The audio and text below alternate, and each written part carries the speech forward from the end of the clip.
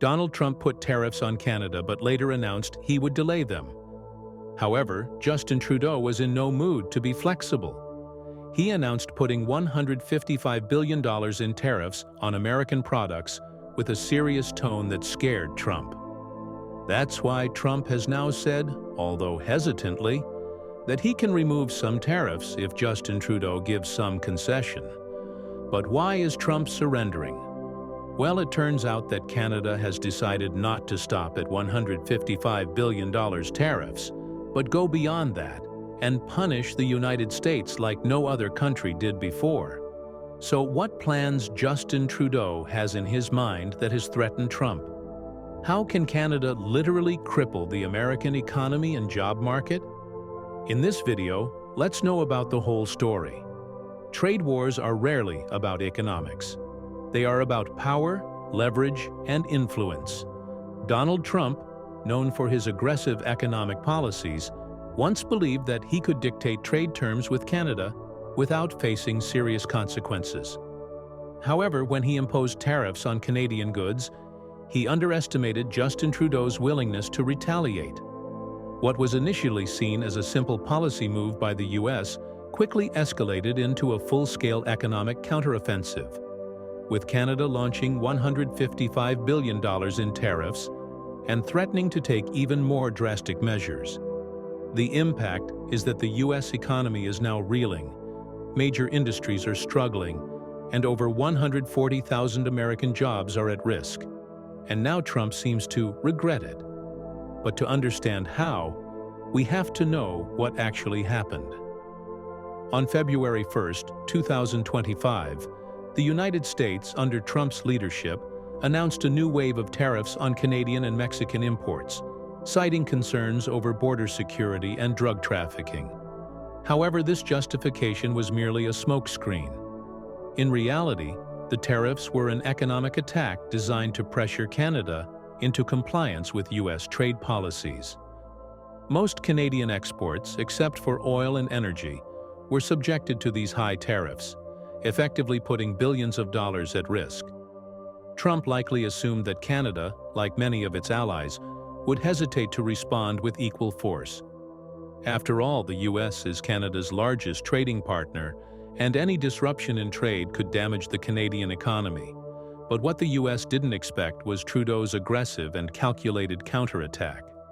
Just days after the tariffs were imposed, Canada hit back with a massive $155 billion retaliatory tariff package targeting U.S. industries, in a way that ensured economic pain was felt exactly where it hurt the most. While the first phase of Canada's countermeasures, worth $30 billion, was implemented immediately, Trudeau made it clear that an additional $125 billion in tariffs would follow if the U.S. did not back down.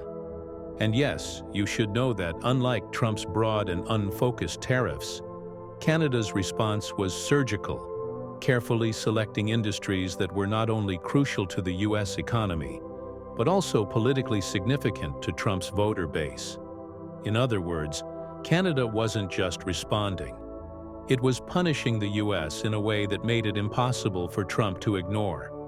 However, despite Canada's decisive action, the damage caused by Trump's tariffs was immediate. The Canadian economy suffered loss, with industries such as automotive, agriculture, and technology taking the hardest hit. Job losses were reported across multiple sectors, and Canadian manufacturers struggled with rising costs and disrupted supply chains.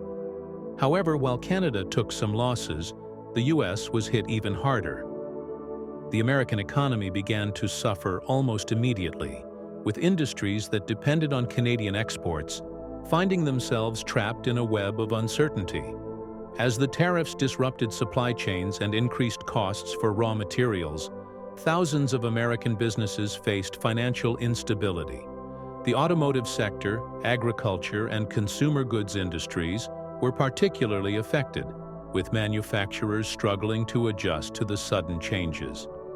Before we continue further, tell us, are you enjoying the video? If yes, Please like and share the video and subscribe to our channel to watch more videos on the latest news stories on geopolitics, economics, and current affairs impacting your lives. Even reports projected that the trade dispute could lead to over 400,000 American job losses as companies laid off workers, cut production, and scaled back expansion plans. According to ABC News, U.S. manufacturers were already struggling with increased production costs, raw material shortages, and declining consumer confidence. The very industries that Trump had promised to protect were now being devastated by his own trade policies. Consumers in the U.S. were not spared either. The White House fact sheet acknowledged that prices of essential goods were rising due to the tariffs.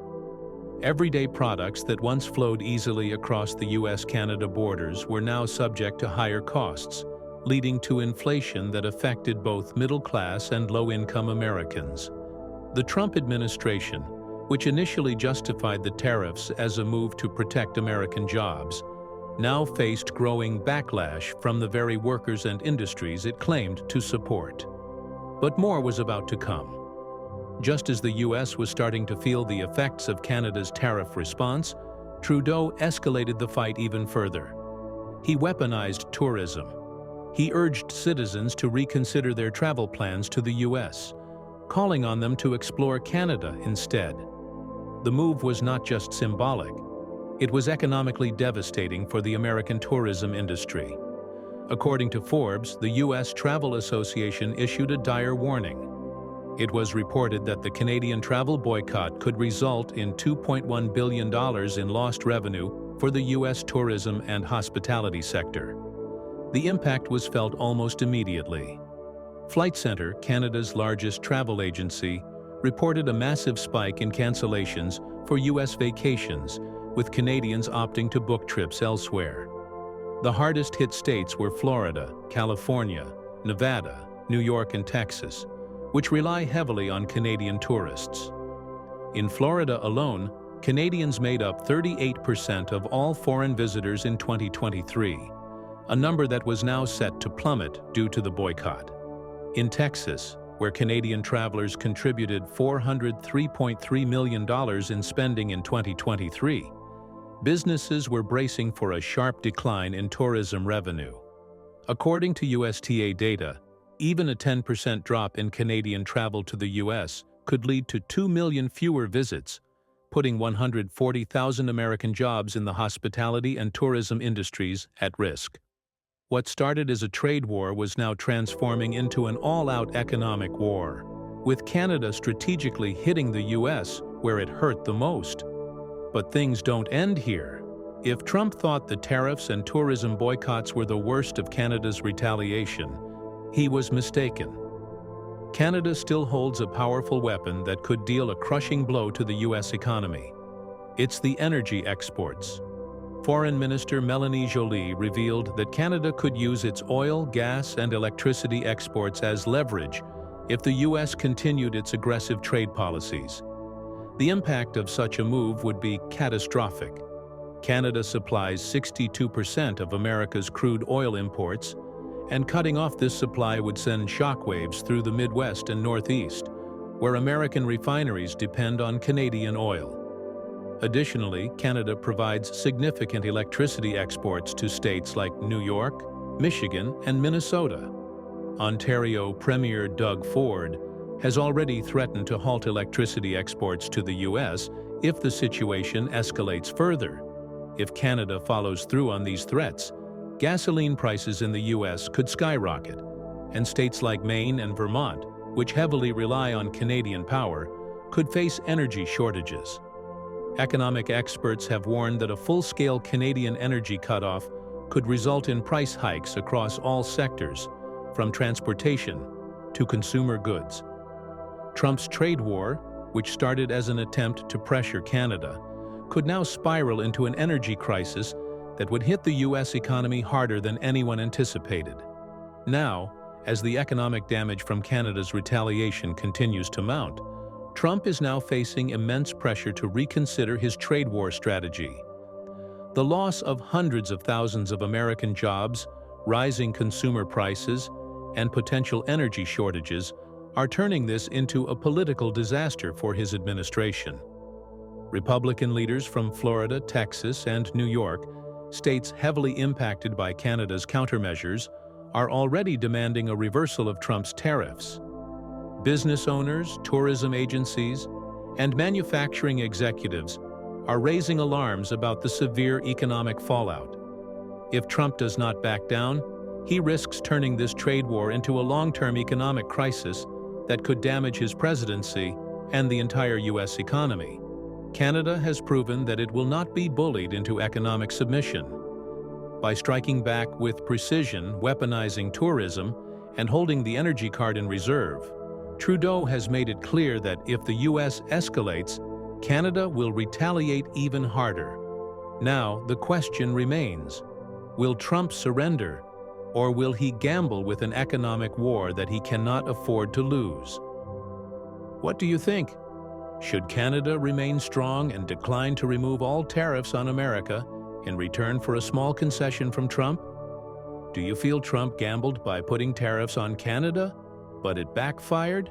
In the comment section right below, share your thoughts on how Justin Trudeau should play along and ensure he wins partner against Trump's bullying for a collective strict response. Do you want to watch more videos like this one? If yes, subscribe to our channel and press the bell icon next to it. We bring the latest news stories on geopolitics, economics, changing world order, and current affairs. Things you need to stay informed. Thanks for watching, and until the next video, stay tuned.